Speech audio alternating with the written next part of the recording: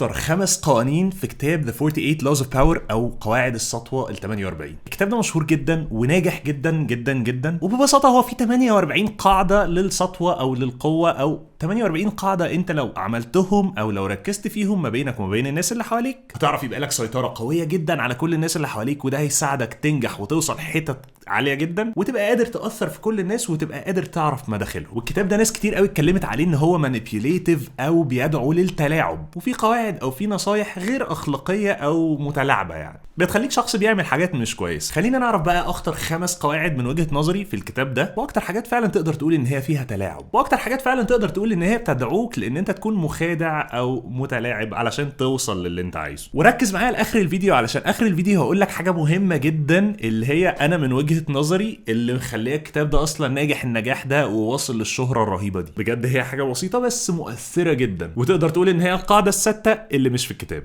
خلي بقى الكتاب كده على جنب وخلينا نتكلم في 5 قواعد اللي انا محضرهم لك. اول قاعدة فيهم وهي قاعدة رقم 3 في الكتاب بتقول لك اخفي نواياك، ما تبينش نيتك او الحاجه اللي انت عايزها للناس. طب ليه ما بينش نيتي للناس؟ مبدئيا كده الكتاب في بدايه شرح الحته دي بيقول لك ان انت لو بينت نيتك للناس اللي حواليك ده هيديهم فرصه يحضروا دفاع للي انت هتعمله. انت واخد بالك؟ يعني انت لو بينت اللي في نيتك الناس هتعرف تدافع عن نفسها او هتعرف تخلي الموقف تحت السيطره، لكن لو ما بينتوش وفضلت محتفظ بيه في نيتك بس هتوصل له من غير ما هم ياخدوا بالهم. وهقول لك انا مقتنع بالقاعده دي جدا ليه عن نفسي. مبدئيا فكره ان انت ما تبينش اللي في نيتك او مش دايما اللي جواك تفضل تقوله وتحكيه للناس ده مفيد جدا في حاجتين. اول حاجه فيهم ان انت لما بتتكلم كتير على الحاجه اللي انت عايز تعملها انت مبدئيا بتفقد الشغف ليها. ليه ده بيحصل؟ ببساطه علشان انت لما بتيجي تتكلم على الحاجه انت بتاخد جزء من الانبساط او جزء من النشوه اللي انت بتاخدها لما بتوصل لها، بتاخدها وسط الكلام وانت بتتكلم عليها، بتحس النشوه دي، فده بيقلل شويه من تشجيعك لان انت تعمل الاكشن ده او تعمل الحاجه دي وتوصل لها، فبالتالي بيوصلك لان انت ما بتوصلهاش فعلا او مش بتعمل الكافي اللي يوصلك ليها. تاني حاجه بتفقد برضو شويه من كاريزمتك وانت بتتكلم عن كل حاجه انت عايزها، عكس ما يبقى فيك شويه غموض او شويه حاجات مش كل الناس عارفاها او مش باينه للناس قوي. فالقاعده دي مهمه جدا، ضروري تحافظ على اللي جواك شويه يفضل جواك، ما تشيروش مع كل الناس واللي رايح واللي جاي واي حد حتى يعرفك ولا ما يعرفكش. تاني اخطر قانون وهو قانون رقم 14 في ال 48 قانون، وهو بيقول لك ببساطه قدم نفسك كصديق لكن اعمل كجاسوس. طب ليه هو بيقول لك كده؟ ليه ممكن تعمل حاجه زي كده؟ علشان ببساطه انت مش هتقدر توصل لمداخل الناس وتوصل للي في نفسهم من غير ما تحسسهم ان احنا اصحاب، من غير ما تحسسهم ان انت مفيش خوف منك وان انت حد كويس وحد لطيف معاهم، لكن في نفس الوقت مثلا بتبدا تسالهم اسئله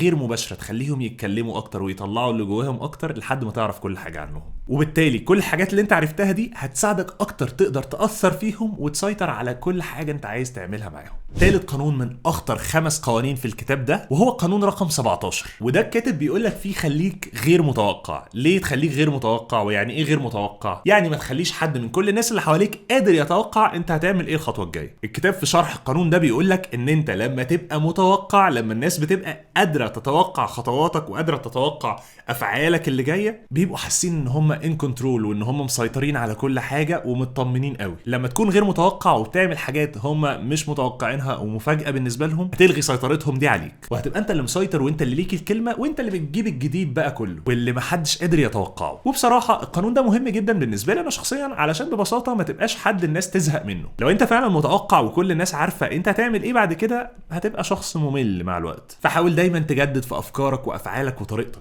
رابع قانون خطير جدا في الكتاب ده وهو قانون رقم 31، بيقول لك بقى القانون ده خلي الناس تلعب بالكروت اللي انت مديها لهم. يعني ببساطه ما تخليش حد يطلع حاجه من دماغه. لما حد يجي يعمل اي حاجه او يختار اي حاجه او يناقشك في اي حاجه حاول تحط له انت بكلامك الغير مباشر الاختيارات اللي هيختار منها. ما تسالوش اسئله مفتوحه مثلا تخليه بقى يبدع ويقول اللي عنده والحاجات دي، لا، حط له اختيارات في وسط الكلام بحيث ان هو يختار اي اوبشن من اللي انت حاططهم واللي انت اصلا مختارهم من قبل كده، بحيث ان هو يبقى فاكر ان هو اللي واخد القرار وهو اللي مختار الحاجه اللي انتوا هتمشوا عليها او اللي انتوا هتتفقوا عليها ايا كان. لكن في الحقيقه كل الحاجات دي كروتك انت وكل الحاجات دي اختيارات انت اللي حاططها له. ده تقدر تعمله في المحادثات ما بينك وما بين الناس عموما الاسئله الكتير. طب انت ايه رايك في كذا؟ او مثلا ايه رايك ممكن نفكر نعمل اكس ما نفكرش نعمل واي؟ ويبقى بالنسبه لك اصلا اكس وواي انت اللي حاططهم وانت اللي شايفهم، وهو ممكن يختار اكس او واي عادي. ده بالعكس كمان، ان انت ممكن تقول له ممكن نختار نعمل اكس ما نختارش نعمل واي، فهو يقول لك لا ده ماله واي، ده واي حلو. طب ما هو انت اصلا واي ده انت اللي قايله، وده كارت انت اللي حاططه له اصلا علشان يلعب بيه. فخلي بالك ان انت تقدر تسيطر على مسار اي حديث ومسار اي حاجه عموما هتتعمل بان انت اللي تحط الكروت اللي الناس كلها هتلعب بيها.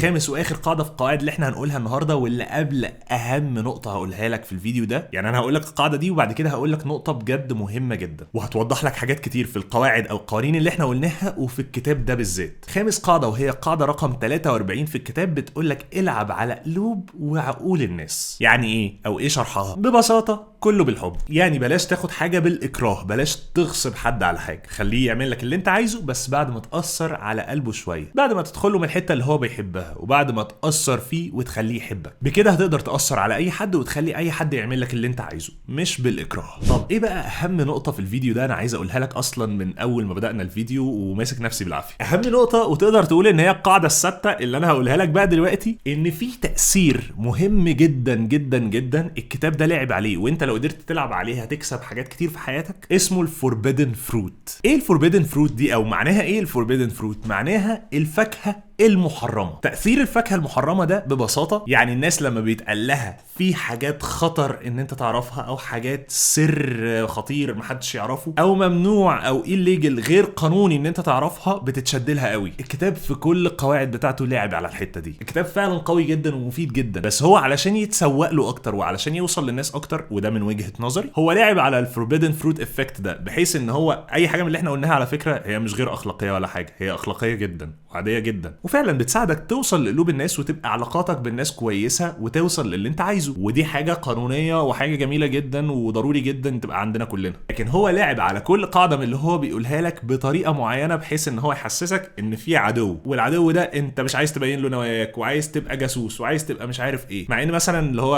اظهر نفسك كصديق واشتغل كجاسوس ده هي على فكره مش حاجه غير اخلاقيه، هي حاجه عاديه بس سماها مسمى غير اخلاقي، اللي هو اعمل كجاسوس، فخلاك تحس اللي هو ايه ده حاجه يعني قويه ومتلاعبه. لكن في الحقيقه ان انت فعلا لو عايز تعرف اكتر عن حد انت بتساله اسئله غير مباشره، وهتخليه يعبر عن نفسه اكتر ويقرب لك اكتر ويثق فيك اكتر. لو انت بتعمل ده لغرض مش حلو فانت شخص مش كويس، ولو انت بتعمل ده لغرض كويس فانت شخص جميل بس عنده سوشيال انتليجنس، عنده ذكاء اجتماعي وعارف يخلي علاقاته بالناس اللي حواليه كويسه. تاثير الفوربيدن فروت او الفاكهه المحرمه ده مهم جدا، وبجد الكتاب لاعب عليه بطريقه مش طبيعيه، علشان كده هو مشهور بجد جدا دلوقتي، وناس كتير بتقول ان في حاجات غير اخلاقيه. لا هو مش كده عامه، بس عامه برضو في الاول وفي الاخر هو ده رايي الشخصي في الكتاب، وده رايي الشخصي في القواعد اللي انا قلت لك عليها. انا حاولت اوصل لك القواعد اللي انا قلت لك عليها في الفيديو ده بالطريقه اللي الكتاب شارحها، او بالطريقه بتاعت اللي هو خلي بالك ده سر، ده مش عارف حاجه غير اخلاقيه. وعلى فكره القواعد بجد اللي انا قلتها لك مهمه جدا ومؤثره جدا ومفيده جدا، بس هي مش غير اخلاقيه ولا حاجه، هي حاجه كويسه وكويس ان انت تبقى عارفها. بس انا بقول لك دلوقتي ده علشان تبقى واعي ان الحاجات دي عادي ان انت تستخدمها، وعادي ان انت تاخد بالك منها وتركز فيها وهتجيب معاك نتيجه كويسه قوي. وعادي كمان ان انا اكتب لك دلوقتي في الفيديو العنوان بتاعه 5 قواعد خطيره في ال 48 قاعده، زي ما الكتاب شدك، زي ما الفيديو دلوقتي شدك، زي ما اي حاجه بتقول عليها الليجل او غير قانونيه او خطيره او سريه بتشدك. اخر حاجه اقولها لك، هو انت بتتشد ليه للحاجات دي؟ الفوربيدن فروت افكت ده بيشتغل كالاتي: انت كانسان حر صح، غالبا هتكون حسيت ان انت مش حر قوي او حريتك ممكن تتهدد باي حاجه. هتحس بقى ان هي ممكن تتهدد باي حاجه لما اقول لك ان ده غير قانوني ان انت تعرف، او دي حاجه سر محدش يعرفها. فانت دلوقتي ما بقتش حر، دي حاجه غير قانونيه او حاجه بتهدد حريتك شويه، هيبقى عندك فضول اكتر وعندك رغبه اكتر ان انت تفرض حريتك دي وتحس بيها وتكسر القواعد وتعرف الحاجه الغير قانونيه. علشان كده كل المفروض مرفوض، وعلشان كده كمان الممنوع مرغوب، وهتلاقي حاجات كتير كده على نفس القافيه يعني وبنفس المعنى كمان. وعشان كده كمان لو انت لسه بتتفرج على الفيديو لحد دلوقتي اعتقد ان هو ممكن يكون عجبك يعني، فيا ريت تعمل له لايك، ويا ريت كمان تشترك في القناه لو انت لسه ما اشتركتش لحد دلوقتي. وشكرا جدا ان انت اتفرجت لحد دلوقتي، وبس كده. السلام عليكم.